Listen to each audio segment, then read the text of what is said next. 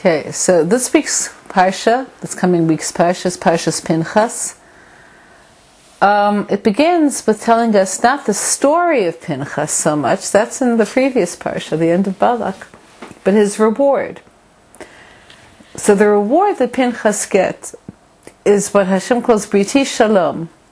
He gets his covenant of peace. Now, we're accustomed to the idea of Midah Keneged Midah. Pinchas did an act of vengeance. He was righteous.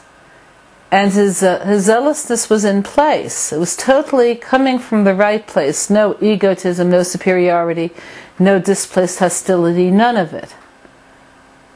But Midah Keneged Midah means that what you do is what you draw down. As it says, Hashem tzilcha al yad yaminecha, Hashem is the shadow of your right hand, just like a shadow only shows the image of what the hand does. The way Hashem decided to run the world is that He responds to us. He's in response. So you would think He did an act of vengeance against evil. What Hashem should give him is the role of the eternal warrior, the one who will always win in all of his battles against evil. You would expect Pinchas to appear in a later Gilgal, for instance, as, let's say, David when he slays Goliath, or Yehuda HaMaccabee, or somebody like that. Briti Shalom? Where's that coming from? So we have to understand what true Zrizus and true Kana'at is. True Kana'at is not just the desire to get rid of what's not good, but to do so because one treasures what is good.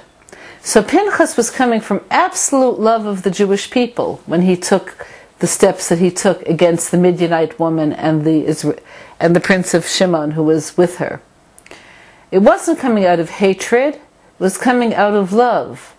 In what sense? Not love for them, love for what's good. So there's a premise, the more you love good, the more you'll hate evil. The more you love good, the more you'll hate evil.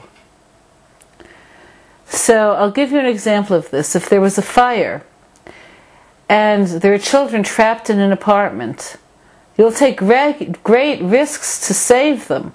Break down the whole apartment, flood it with water, do whatever you have to do. Not because you love destruction and see the fire as an enemy, but because you want the children to live. That's where Pinchas was coming from. So because of this, his Midah Keneged Midah reward was a covenant of peace, that he'll be the one who could draw things together and be inclusive. We're told Pinchas, who Eliyahu? Eliyahu also was torn apart by the same dualism.